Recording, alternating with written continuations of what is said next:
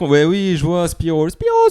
Ben oui, trop bien ce jeu, vraiment trop bien. C'est un platformer pour ceux qui connaissent pas. Un platformer, toi, tu as pas joué à ça.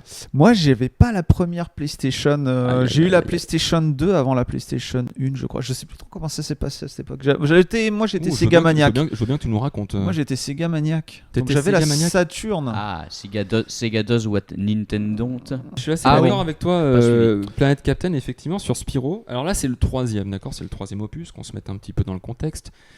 C'est le dernier grand jeu. Donc, celui-là, c'est le 3. Attends. Donc ça, c'est le troisième opus qui est sorti en 2000. Ah, d'accord, ok. C'est le troisième opus. C'est le dernier grand jeu qui est sorti sur la PlayStation 1. Mhm. D'accord ? La PlayStation, ça sort le 8 novembre. La PlayStation 2 sort le 24 novembre. Spyro, donc, une des mascottes de la PlayStation 1, avec Lara Croft, notamment, avec Rayman, avec Crash Bandicoot, dont on a parlé la semaine dernière avec notre ami Romain Traquenard.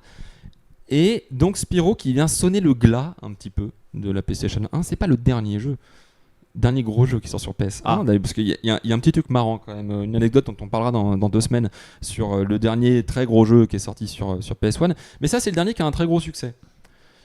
Spyro 3, c'est plus de 3 millions de ventes quand même pour un jeu PS1 qui sort 2 semaines avant la sortie de la PlayStation 2. C'est pas dégueulasse.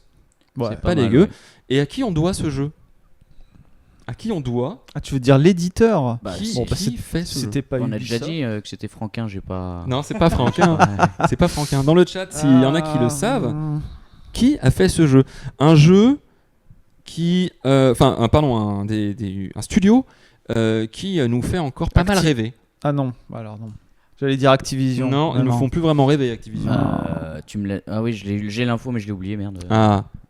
Ils sortent encore des jeux souvent très attendus, notamment je pense à une licence en particulier, une licence que toi tu aimes beaucoup et dont tu peux peut-être nous parler dans quelques temps. Oula, attends, là tu me poses une colle.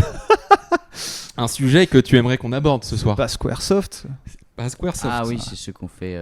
C'est pas Nanana. Activision. Activision a racheté les droits, je sais plus en quelle année, mais ont racheté les droits, mais c'est pas Activision à la base. À la base, c'est, allez, je vous le dis, enfin du suspense, du suspense, des underpants. C'est Insomniac Games, à qui on doit les Spider-Man sur PS4 et PS5. Ah, ok. Et ouais. Ah oui. Et encore une fois, qu'est-ce qu'on dit ? Ces gens-là, c'est pas Joel Clodo. Joel Clodo. Là, ce que je Ok, vous montre, Activision, c'est cette belle affiche.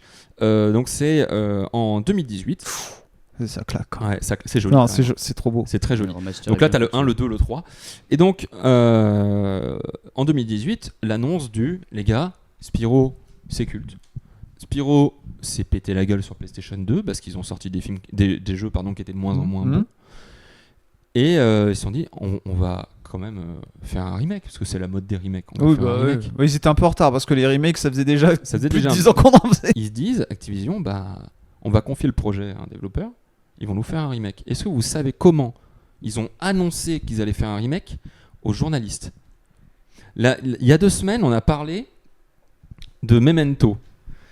Dans la promo du film, qu'est-ce qui s'était passé, Guillaume ? Tu nous avais dit, c'était... Oui, donc Nolan envoie, je sais pas si Memento, tu t'en souviens de ce film ? Un peu, ouais. Ouais, c'est le film à l'envers. Ouais, à monter, ouais. Et à un moment, il y a un Polaroid du gars qui est ensanglanté, torse-poil et tout. Ouais. Et en gros, ils ont envoyé ce Polaroid en guise de marketing à des gens au pif par lettre, sans leur dire ce que c'est. Okay. En gros, tu reçois un Polaroid d'un mec à moitié à poil couvert de sang et tu dis c'est quoi ce truc. Et c'était leur façon de faire du marketing pour le film. Okay. Voilà, donc un tantinet locos, on va pas se mentir. Et donc là, ils ont envoyé des Polaroids de Spyro torse nu, ensanglanté. Non. Ça aurait été marrant. Ouais. Ça aurait été vraiment marrant. Mais glauque, encore une fois. Non, ils ont envoyé des petits œufs de dragon violets. Ok. En disant dedans. Attends, c'était quoi le message ? C'était un œuf va bientôt éclore. Un œuf va bientôt éclore. Quelque chose va bientôt poétique. Éclore. Oui, voilà. C'est poétique, hein. C'est poétique. Et donc ils nous ont sorti cette petite dinguerie. Donc là, vous avez des images de la version sur PS1. Sur PS1. C'est génial en vrai. Voilà, j'en perds ma gorge, j'en perds ma voix. Moi, je vais te dire pourquoi je voulais jouer à Spyro aussi, parce que je t'ai pas dit, mais c'est parce que à l'époque, sur une console plus chère, c'est-à-dire la Nintendo 64, ils avaient Mario 64, et ça nous donnait trop envie à l'époque. Il y avait Banjo et Kazooie et tout, Et Spyro, c'était un autre jeu 3D, mais qui fonctionnait. Alors que sur Saturn, on n'a pas eu de vrais jeux 3D. Ils étaient tout pétés, quoi. Parce qu'on avait eu Bugsy 3D, des trucs comme ça. C'était à chier. Et non, Spyro était un bon jeu de 3D aux côtés de Mario 64 et tout à l'époque, je trouve. Donc ça donnait envie. C'est clairement un Mario-like où en fait, dans Mario 64, tu passes de tableau en tableau. Ouais. Là, tu passes de portail en portail. Puis tu joues un putain de dragon. Tu joues un dragon. Tu joues un des dragon. flammes, tu peux voler. Mais en vrai, tu joues un dragon. Tu joues un dragon. Et c'est trop chouette, en fait, c'est trop bien fait. Et donc, 3e itération du jeu. Et ce qui est intéressant dans cette version-là, c'est qu'ils ont ajouté des personnages jouables. Donc, tu peux aussi faire un kangourou, par exemple. Tu peux jouer Sheila le kangourou. Ouais, mais c'est moins sexy quand même. C'est moins sexy, mais du coup, ça dynamise un peu le jeu. Ça Mais dynamise il crache des flammes. Bah non, le kangourou ne crache pas des flammes. Mais tu peux envoyer des gros kicks. Nul. Tu peux envoyer des gros kicks dans les rhinos, par contre. Ouais, dans Street of Rage aussi. Hein. Ah, gna gna gna gna gna gna gna. Moi, tout ce que j'entends quand on critique Spyro, c'est gna gna gna gna gna. Parce que c'est trop bien. Non, alors en vrai, je suis assez d'accord avec Planet Captain qui disait que tu le relances pour la nostalgie et en fait, tu te rends compte que c'est un peu lent un peu Ça mou m'étonne du pas. genou. Ça m'étonne C'est pas. un peu mou du genou. Mais c'est une époque, oui. Tu le pas notre relances époque, maintenant. mais- Ouais. Même la version, même la Belle réflexion. version, hein. Pardon, excuse-moi, j'étais dans l'habillage, j'ai pas entendu ce que t'as dit. Non, je disais que c'était mou du genou, je dis c'est pas notre époque qui est trop rapide plutôt et tu n'es plus Oh là. habitué à Mm. t'asseoir Un peu. et profiter un peu de la vie. Merde. Oui, c'est un peu lent au départ.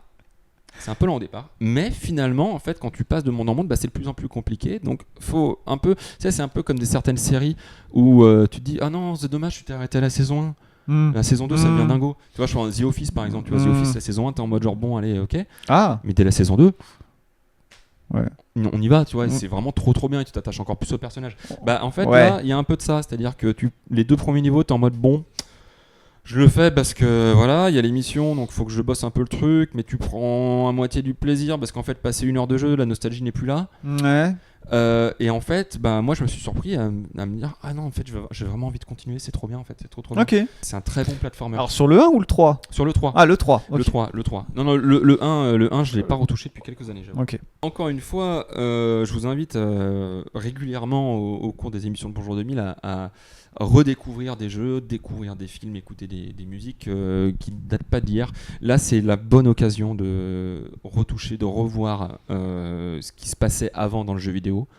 Et en plus de manière plus moderne, plus lissée, plus jolie, en fait, plus jouable aussi parce que le gameplay a évolué.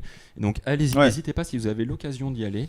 N'hésitez pas, foncez, c'est super joli, c'est très mignon, c'est très détente comme jeu. Ouais. T'es soit Guigui, c'est super détente et en fait ça fait juste du bien d'y jouer. T'as pas de stress en fait, tu sors pas de ce jeu avec le palpitant, tu vois. Donc Ouais. n'hésitez pas. Ouais, ça fait du bien parfois. Hein. Ouais, clairement. Ouais. Tu vois, c'est pas c'est pas Stanley Parable quoi. Planet Captain était présent pendant le live que j'ai fait sur Stanley Parable. Ah, ok. Et Ah oui. effectivement, Moi, j'adore. il y a un petit trauma quand même. Moi, j'adore. Ah non, mais j'adore aussi, mais alors, je me suis fait mener. Mais alors, T'as pas fait Inside? si, j'ai fait Inside. Ah, t'as fait Inside. Bon, J'ai bref, fait Inside, parenthèse finie. j'ai fait Ok. Inside, ouais, qui est très cool. Mais alors, j'ai trouvé Stanley Parable beaucoup plus mindfuck. Ok.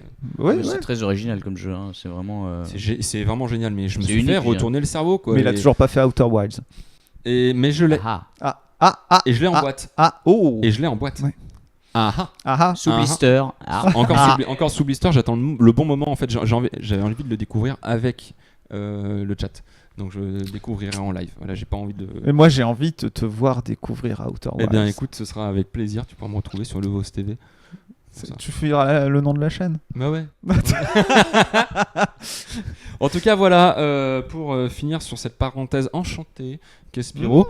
Et Insomniac Games m'offre une parfaite transition. On est d'accord. C'est l'heure de ta carte blanche. C'est moi?